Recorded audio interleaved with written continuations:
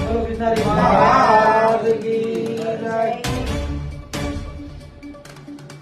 બોલો બેનજી